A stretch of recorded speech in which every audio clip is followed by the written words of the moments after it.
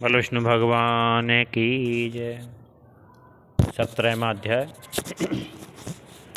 तो श्री सूजी बोले, अब मैं तीनों लोकों में विख्यात, सब पापों को नष्ट करने वाले तथा सब कामनाओं को देने वाले व्रत का वर्णन करता हूँ।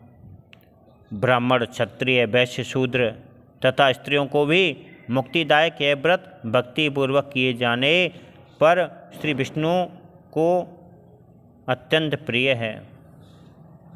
यह एकादशी नामक व्रत सब कामनाओं को देने वाला। दोनों पक्षों की एकादशी को कुछ खाना नहीं चाहिए। एकादशी तिथि सब बालकों को माता के समान, रोगी मनुष्यों को औषधि के समान तथा लोगों की रक्षा करने वाली है। एकादशी व्रत के कारण मनुष्य 10 इंद्रियों तथा मन द्वारा किए गए पापों से मुक्त होकर वैकुंठ लोक को चला जाता है।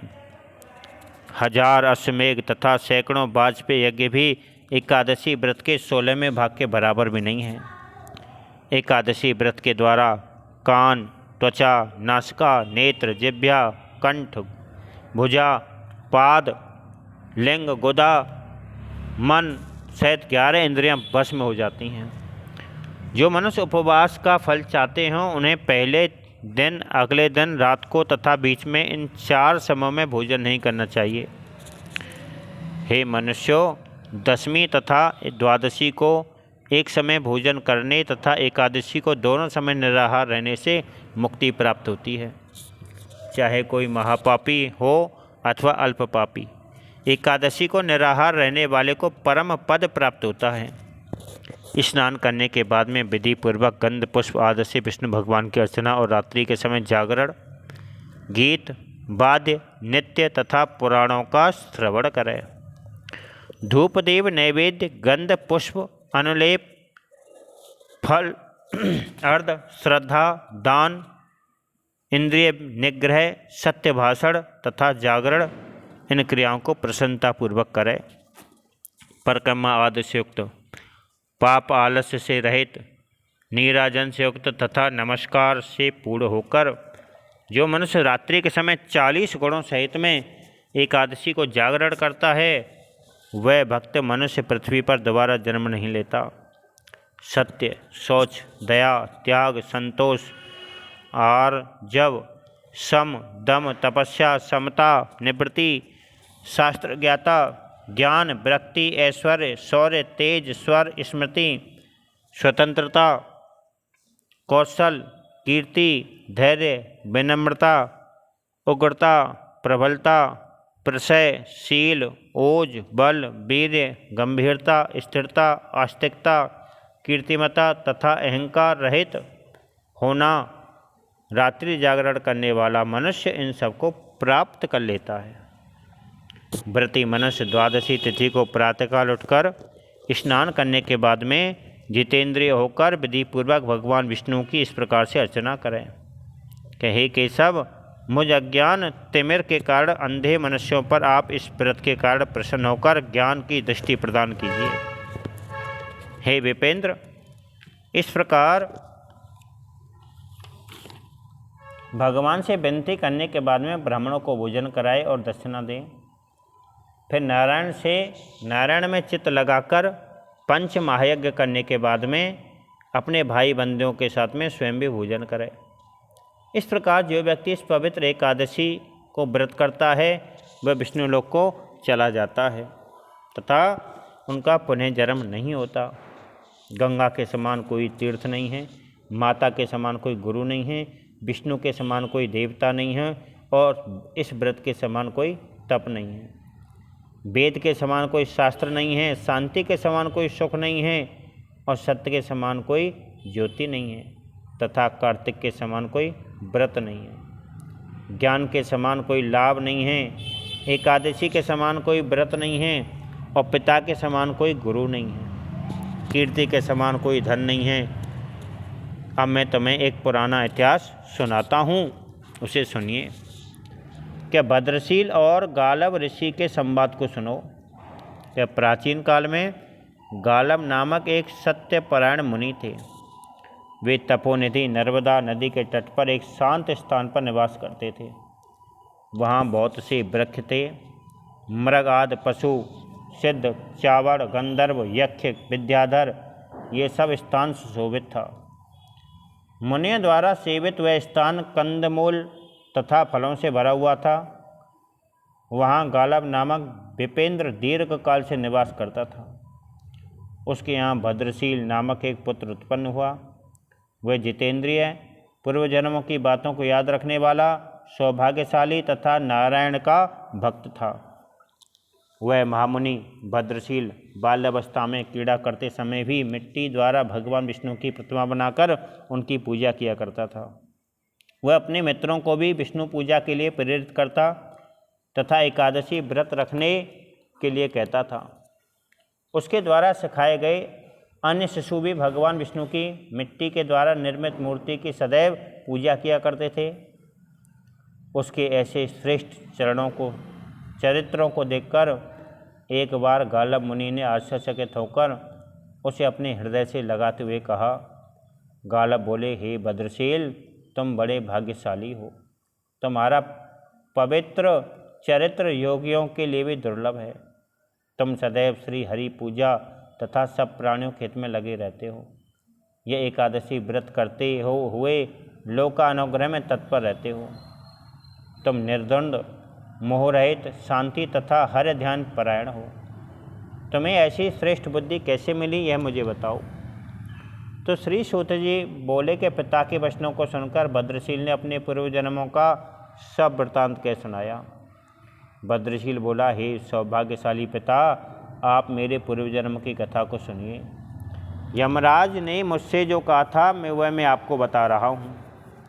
तो श्री सूत जी बोले कि यह सुनकर मुनि श्रेष्ठ गालब आश्चर्यचकित रह गए। तब उन्होंने महामति भद्रशील के प्रीतिपूर्वक यह कहा। गालब बोले कि हे सौभाग्यशाली, तुम पूर्व जन्म में कौन थे और यमराज ने तुमसे क्या कहा था, यह सब मेरे को बताओ। तो भद्रशील बोला कि मैं पहले जन्म में चंद्रवंश में उत्पन्न धर्मकीर्ति नामक एक राजा था। दत्तात्रेय जी ने मुझे शिक्षा दी थी। मैंने 9000 वर्ष तक पृथ्वी का पालन करते हुए बहुत से शुभ अशुभ कर्म किए।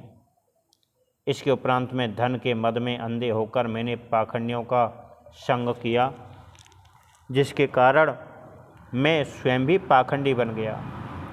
हे तपोधन, मेरा पूर्व अर्जित पुण्य उन पाखंडियों की संगति में रहने के कारण नष्ट हो गया। पाखंडियों के कहने पर मैंने वेद मार्ग को छोड़ दिया। मुझे अधर्म पर चलता हुआ देखकर प्रजा भी उसी मार्ग पर चल पड़ी। प्रजा के पाप का फल का छठा भाग भी मुझे मिलता। इस प्रकार मैं सदैव पाप और व्यसनों में निर्मग्न रहने लगा। एक बार मैं अपनी सेना के साथ को लेकर शिकार खेलने के लिए वन को गया। वहाँ मैंने अनेक मृगों को मारा। वन में भ्रमण करते हुए मैं भूख प्यास से व्याकुल होकर रेवती नामक नदी के तट पर जा पहुँचा। गर्मी से परेशान होकर मैंने उस रेवती नदी में स्नान किया। वहाँ मैं अपनी सेना से अलग अकेला भूख प्यास से व्याकुल होकर उस नदी के तटवर्ती लोगों के पास में जाकर बैठ गया।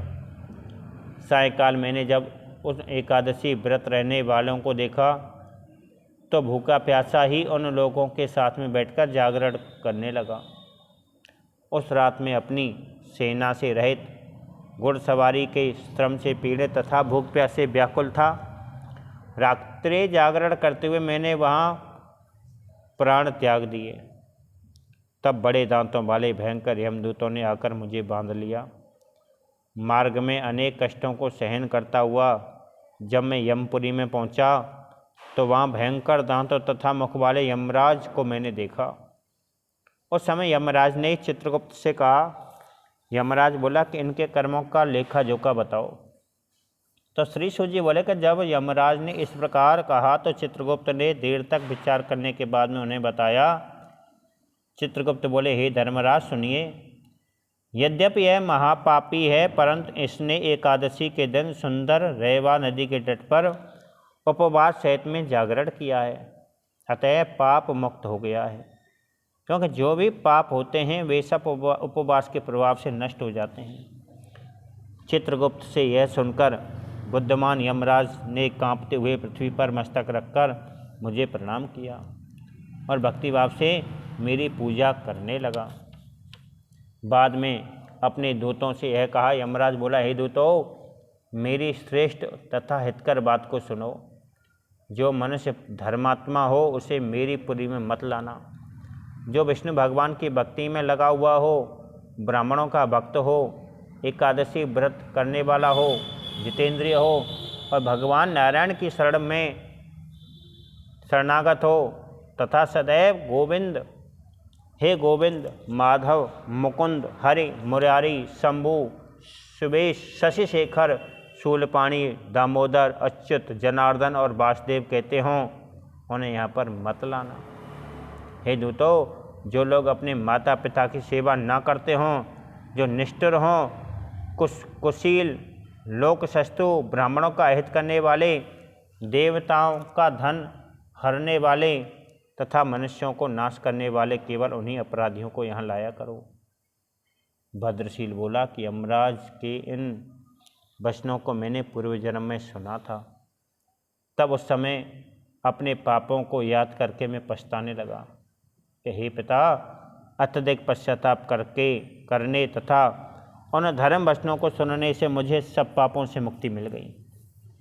फिर मैं पाप मुक्त होकर वैकुंठ लोक में चला गया। उस समय 1000 सूर्यों के समान प्रकाशमान यमराज ने मुझे नमस्कार किया। फिर मेरी पूजा करके विमान पर बैठा कर भगवान विष्णु के पास में ले गए। हे पिता, उस कर्म से मुझे करोड़ों विमानों सहित में विष्णु लोक में अनेक शुभ कर्मों के कारण ही भेजा गया था। 1000 करोड़ों कल्पों तक विष्णुलोक में रहने के बाद में मैं इंद्रलोक में आया। वहाँ भी मैंने सभी भोग भोगे तथा सभी देवता मुझे प्रणाम करते रहे। उतने ही समय तक देवलोक में रहने के बाद में मैं इस पृथ्वीलोक पर आया।